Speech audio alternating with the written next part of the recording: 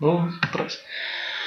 Hola, muy buenas tardes. Hoy siendo lunes 22 de junio del 2020, en su programa Cosmonautas Filosóficos, grabamos la edición 532 y transmitimos desde la ciudad de Matamoros, Tamaulipas, ciudad fronteriza con Brownsville, Texas. Hoy tenemos a un gran invitado desde Murcia, España, al licenciado José Manuel Guirado Piñero.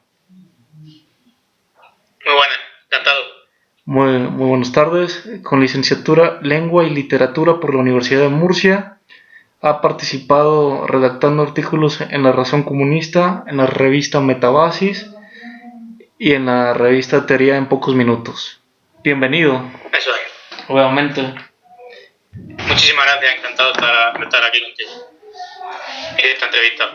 Hoy vamos a hablar sobre el mito de la izquierda. El tema del cual vamos a hablar el día de hoy es el mito de la izquierda. Y la primera pregunta, ¿qué es un mito?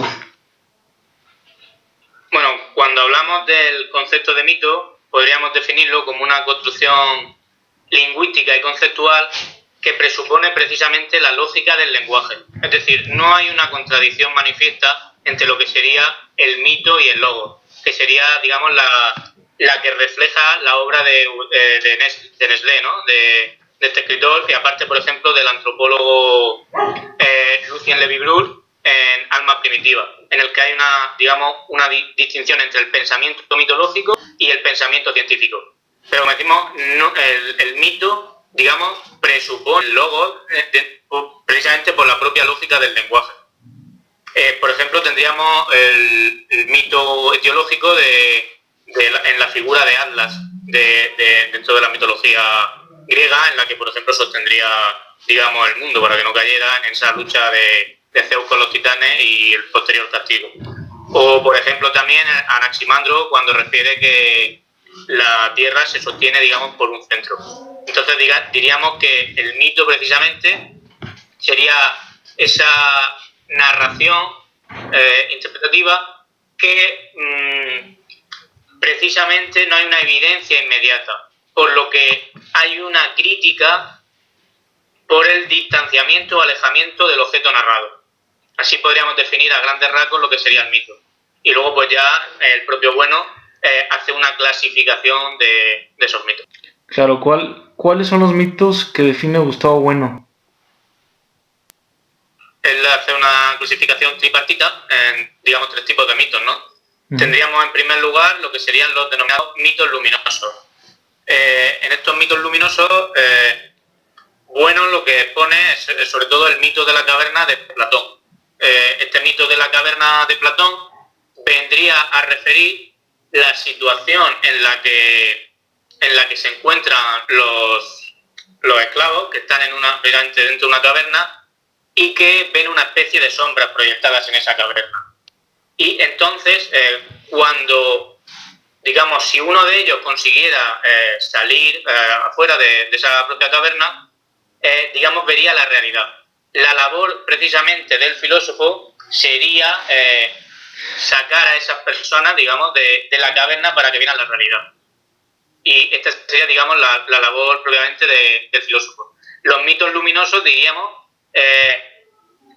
implican un cierto razonamiento que nos ayuda, digamos, a comprender de mejor, a interpretar la realidad de mejor manera, ¿no? En el segundo caso tendríamos los mitos ambiguos. Los mitos ambiguos tienen una serie de interpretaciones propias que serían múltiples y diversas e incluso antitéticas entre sí. Bueno, clasifica estos mitos y pone el ejemplo de Nathan el Sabio de Lessig en, digamos, la parábola de los tres anillos, ¿no? Y entonces, digamos, este mito tiene una serie de interpretaciones posibles que, según desde una perspectiva, digamos, EMIC, diferenciándola de la TIC, que es la distinción de Pique, podríamos interpretar el mito de manera contradictoria en dos sentidos. Es decir, uno que se opondría frente al otro. La tercera clase de los mitos serían los mitos oscurantistas o fusionarios, digamos, que vendrían a establecer una especie de confusión, de ambigüedad bueno, de ambigüedad, no, perdón, una especie de confusión o a emborronar, digamos, el tema, el asunto, con lo cual quedaría patente una especie de pátina, digamos, en la proyección de estos mitos. Este mito sería, por ejemplo, el mito de Adán y Eva, por ejemplo, de que nace de la costilla, de que Eva nace de la costilla de Adán, o, por ejemplo, el mito de la izquierda, el mito de la derecha, digamos que vendrían a embriagar precisamente el contenido de esos mitos. Así a grandes rasgos. La siguiente pregunta va entrelazada, dado que tenemos esta divergencia entre izquierda y derecha que tanto se ha mencionado durante casi 110 años o 200 años en esta cuestión dialéctica política. ¿Qué es la izquierda?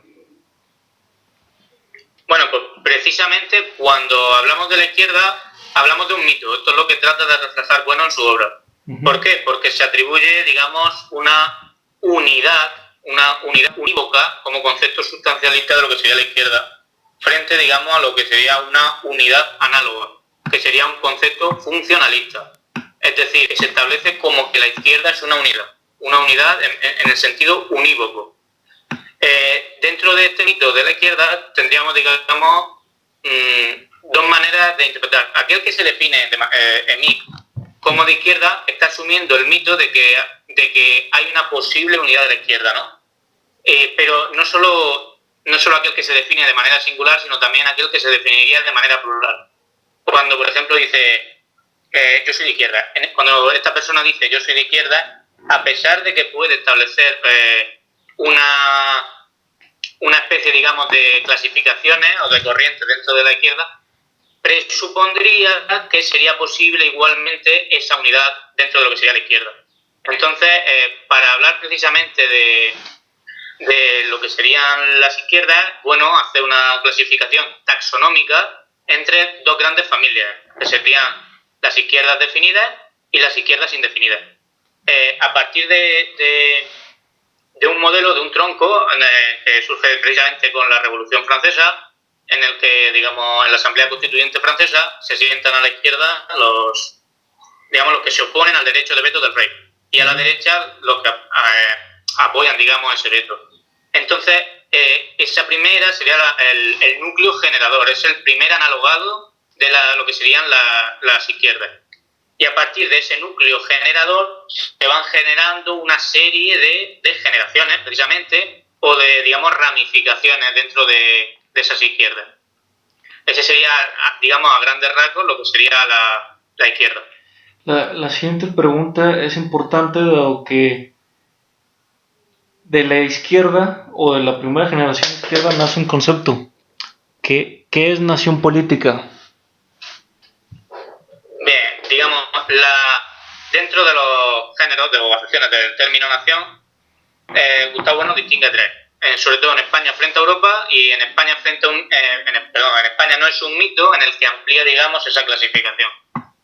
Cuando hablamos de nación biológica, esta tendría su origen, digamos, en el sentido propio de nacimiento, es decir, viene del latín nasco, sería nacimiento, y está referida, digamos, no tiene un sentido político.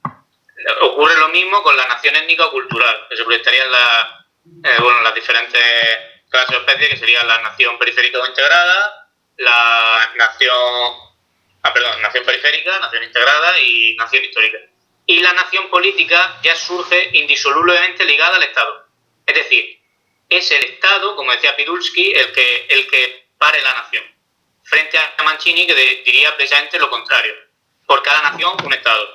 Entonces, la nación política es la reorganización de las partes, digamos, anatómicas, o de las partes anatómicas del antiguo régimen, en un nuevo régimen, pero siempre partiendo de una sociedad política previa existente.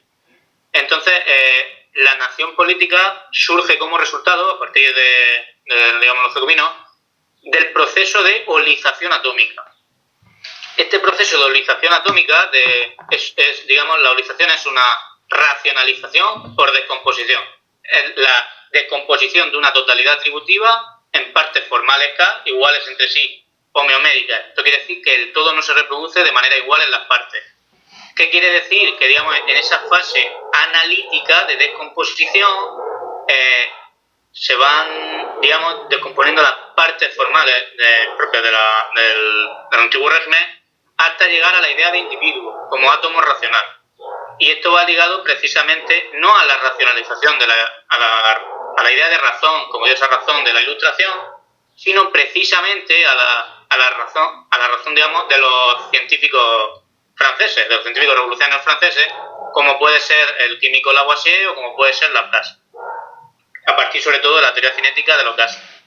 En esta, digamos, fase de descomposición surge, digamos, un problema, porque precisamente los franceses están envueltos en batalla con Austria. Entonces el conde de Warwick, digamos, ataca a Francia, y es cuando ven precisamente que se precisa, precisamente por la Declaración de los Derechos del Hombre y del Ciudadano de 1789, se precisa, digamos, que a partir de la idea de individuo, que es en el que se parte, el individuo hace referencia de manera universal.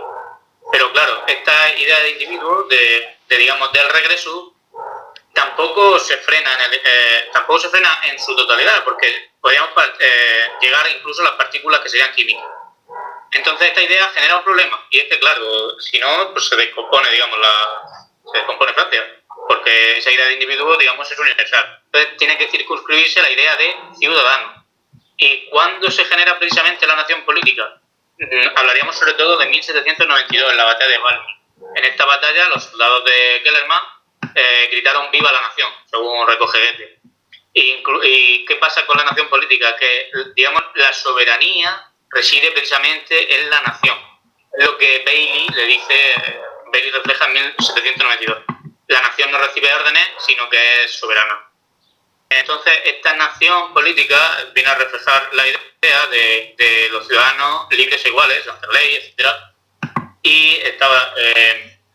Y sobre todo incluye dos ideas nuevas, que sería, digamos, dos elementos sobre todo nuevos, que sería la inclusión de todos los ciudadanos dentro de lo que sería la política, y la eliminación de lo que serían las aristocracias de sangre, que serían propias del antiguo régimen.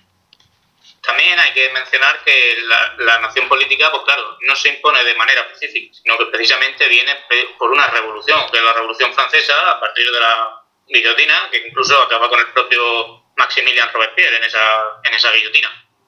Y pues nada, esta idea se va extrapolando de manera a los diferentes países. En España sobre todo se consolida en 1812, aunque otros opinan que en 1837.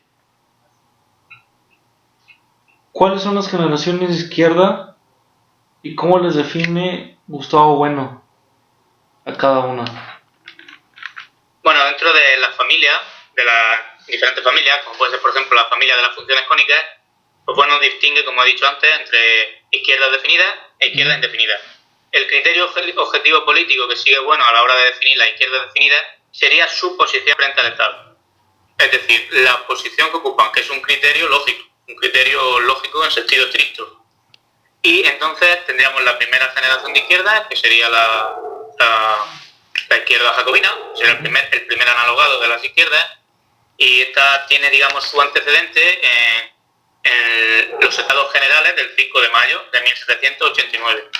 Allí se reúnen el rey con la nobleza, la aristocracia y el tercer estado. Por cierto, antes una cosa que no he dicho es que el tercer estado pasa a ser la nación.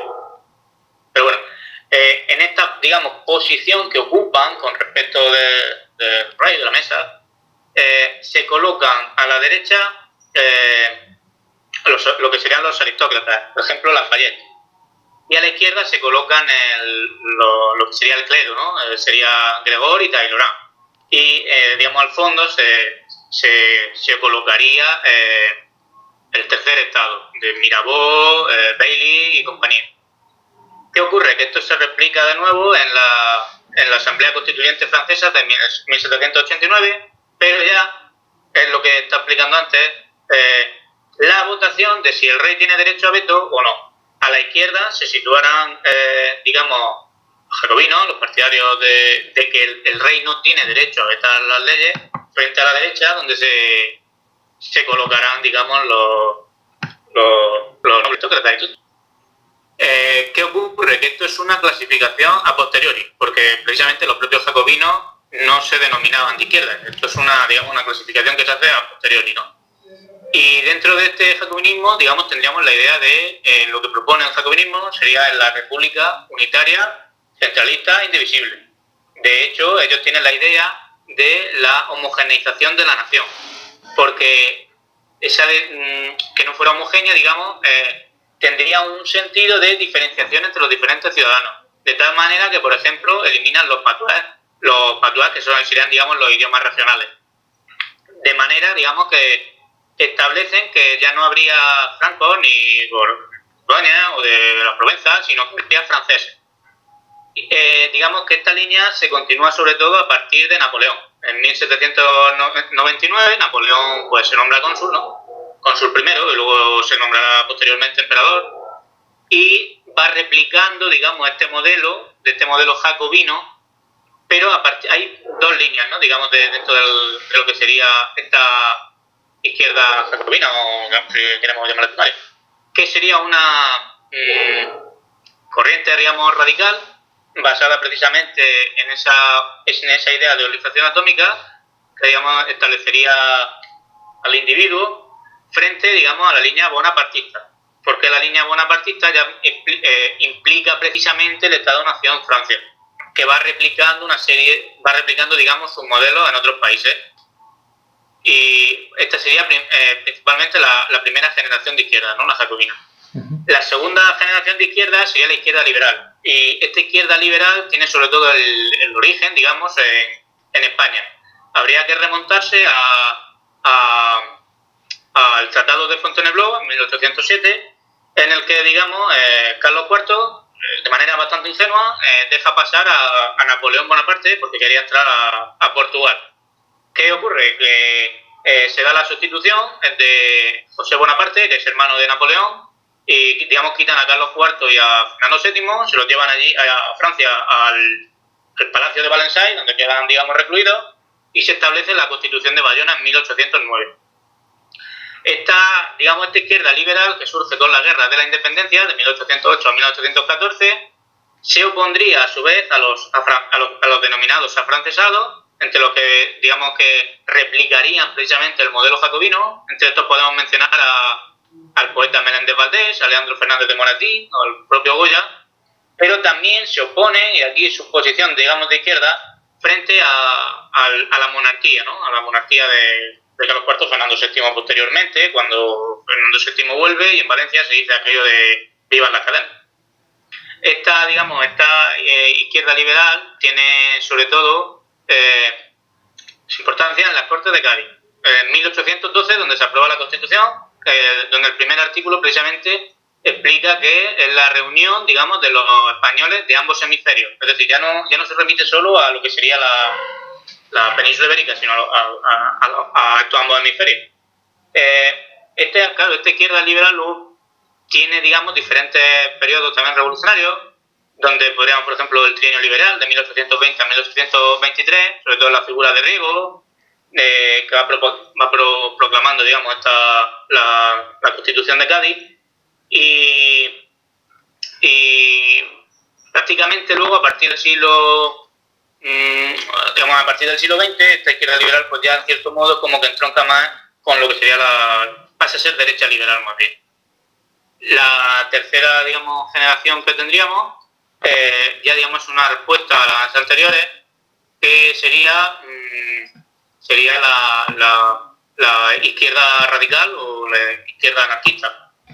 El objetivo principalmente de esta generación de izquierda, sobre esto no lo he dicho antes, las generaciones de izquierda son diversas y a veces opuestas a muerte entre sí, como puede demostrarse, por ejemplo, en la Guerra Civil Española. Bueno, esta generación de izquierda, la anarquista, digamos, tiene la idea de la fraternidad, digamos, de ese género humano. Frente a ese género humano, digamos, los estados serían lo que llevarían las guerras, etcétera, y entonces imposibilitarían, digamos, la idea de la fraternidad. Entonces, en los medios y los fines de esta izquierda serían precisamente la destrucción del Estado. Por ejemplo, el propio Bakunin, que digamos en Dios sobre Estado, pues digamos mira todo Malatesta, donde dice que incluso la anarquía es el orden, etc. O Kropotkin en la conquista del pan, esto ya sería un anarcocomunismo, ¿no? Pero eso, rechazan sobre todo la idea del Estado, porque lo consideran como la opresión, digamos, de ese género humano, de esa fraternidad existente que hay. Dentro de la izquierda anarquista podríamos dividir, bueno, a partir de lo que sería izquierdismo nihilista, anarquismo nihilista, concebido sobre todo a partir de William Hamilton, sobre sus lecturas de Berkeley y de Hume. Es el primero que acuña, digamos, este término, aunque también podríamos mencionar la triple negación del Gorgias o Pirrón de Elich, por ejemplo, ¿no? También dentro de lo que serían los pueblos y romanos. Y entonces tendríamos tres, digamos, corrientes, ¿no? Tendríamos, y además que según avanza, digamos, la corriente, tendría más implantación política, porque este anarquismo nihilista no tendría ninguna implantación política. La primera sería el anarquismo comunalista. Este anarquismo comunalista puede verse, por ejemplo, en los proyectos de ¿cómo se llama? La sociedad está por Royal, o por Selva, perdón, en los proyectos de Cabet, o incluso en las comunas epicúreas, digamos, donde vivían todos allí, aislados, digamos, de un poco de la sociedad. La segunda, digamos, especie o clase sería el anarquismo comunalista, el anarquismo cantonalista o municipalista, que sería propiamente el de Proudhon. Proudhon era un filósofo y economista francés, sobre todo que tuvo polémicas con Marx. Tiene un libro llamado ¿Qué es la propiedad?, por ejemplo, donde explica que el principio de desigualdad vendría precisamente dado por la propiedad de propiedad. Y Proudhon pues, también tiene la miseria de la filosofía, etc. Este anarquismo, diríamos, está basado en la idea federal de las federaciones y de los municipios. Porque, por ejemplo, Proudhon no rechaza, digamos, lo que sería la propiedad privada, sino que lo establece dentro de esa federación. Y, por último, tendríamos el anarquismo sindicalista propio de la CNT o de la CGT. En la acción sindical, la CGT se crea en Francia en 1902, mientras que la CNT tiene lugar aquí en España en 1910. Este anarquismo sindicalista pues tuvo bastante preponderancia, aparte de en Francia, pues, en España, sobre todo en la guerra civil. No hay que olvidar que la cantidad de afiliados que hay en la CNT durante la guerra civil, porque fue, digamos, la corriente que imperó allí, fue enorme. Es curioso que precisamente tras la guerra civil baja totalmente, y que incluso algunos de estos anarquistas se meten en lo que se denominó luego la falange, ¿no? Es decir, la FAI y la falange. La cuarta generación de izquierda sería la izquierda socialdemócrata, que tiene influencia, digamos, marxista, pero claro, esta tiene origen en 1875 a partir de la fusión de la Asociación de Trabajadores Alemanes, fundada por los Salle, y el Partido Democrático Obrero, de corte de August Bebel o el propio William Liebknecht. En España, esta tiene lugar en 1879 con Pablo Iglesias, José, no creo, que sería el actual de Podemos, y digamos los objetivos de esta socialdemocracia se ven, por ejemplo, en 1891 en el Congreso, en el que, digamos, se mantiene una línea ortodoxa, pero abandona, por ejemplo, la vía revolucionaria a partir de Bernstein. Con Bernstein, digamos, la línea se abandona. Es decir, esto es lo que luego delimitará las diferencias, digamos, entre el comunismo y la socialdemocracia, que explicará tanto Lenin como Stalin, a partir de la bancarrota de la Segunda Internacional. Bien, esta socialdemocracia, digamos, tendría una acción revolucionaria intraestatal, es decir, a partir del Estado-Nación. Y tendría el sentido de no ya una revolución en un sentido proletario, sino de la transformación procesual y gradual de la democracia. Podemos establecer, digamos, tres líneas de continuidad dentro de esta socialdemocracia en España. Yo la primera la situaría Pablo Iglesias José, la que ya hemos explicado. La segunda en la guerra civil, porque en la guerra civil, bueno, en el periodo de la Segunda República, dentro del PSOE, digamos, se formaron dos líneas. Una línea reformista, que sería la de Julián Besteiro, frente a una línea revolucionaria, que sería la de Aquitaine y y largo caballero, al que denominaban Lenin español, que digamos que quería instaurar la dictadura del proletariado, por lo que ciertamente no era una socialdemocracia, ¿no? Y luego, tras la transición, podemos hablar, por ejemplo, de Suresnes en 1974, donde Felipe González, digamos, lo propugnan como candidato frente a Rodolfo Llopis. En 1979, por ejemplo, el PSOE ya abandona el marxismo y entonces ya pues degenera cada vez más en lo que sería actualmente. Actualmente la socialdemocracia, digamos que está barrida, o frenada, digamos, de esos elementos marxistas y consistiría en una síntesis neoclásica basada en una economía social de mercado dentro de un modo de producción capitalista. Posterior a esta, pues tenemos la quinta generación de izquierda, sí, que sería la izquierda comunista, ¿no? Uh-huh. ¿En qué consistiría esta izquierda? Bueno, pues sobre todo tendríamos tres fases, ¿no? Expuestas por Engels y después por Lenin en el estado de la revolución. La primera fase sería la toma del poder mediante una revolución violenta, como ocurrió, por ejemplo, en la Revolución de Octubre de 1917. La segunda fase sería la conversión de un estado capitalista en un estado socialista, que es lo que intentó, por ejemplo, con el comunismo de guerra, etcétera.